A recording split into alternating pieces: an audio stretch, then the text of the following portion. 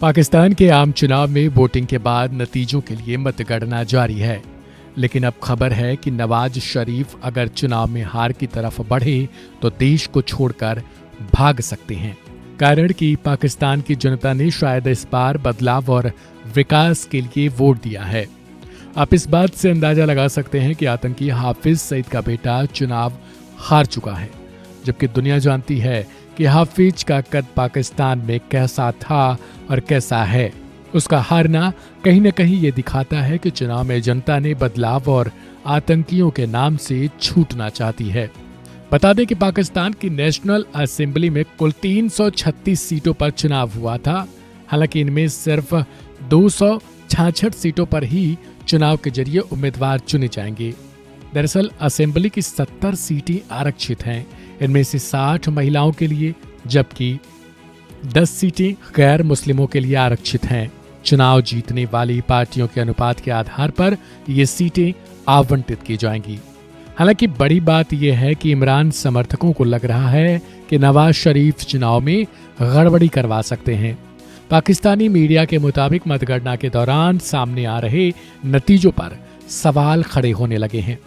कारण कि इमरान खान के समर्थक अब मतगणना केंद्रों पर भारी संख्या में जुटाव करने लगे हैं।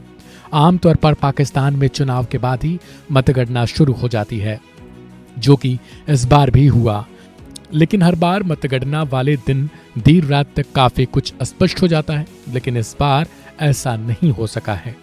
पाकिस्तान में मतगणना का आज दूसरा दिन है, लेकिन अब तक ज्यादातर सीटों पर स्थिति स्पष्ट नहीं हो सकी है।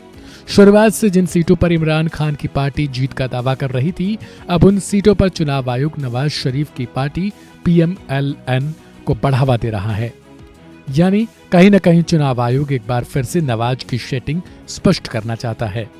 आपको बता दें कि 2018 के चुनाव में इमरान खान भारत के प्रधानमंत्री नरेंद्र मोदी की तरह ही फर्स्ट पाकिस्तान का नारा देकर ही सत्ता में आए थे। लेकिन सेना की तरफ से बढ़ते तनाव और विवाद के कारण सत्ता में बेदखल होना पड़ा।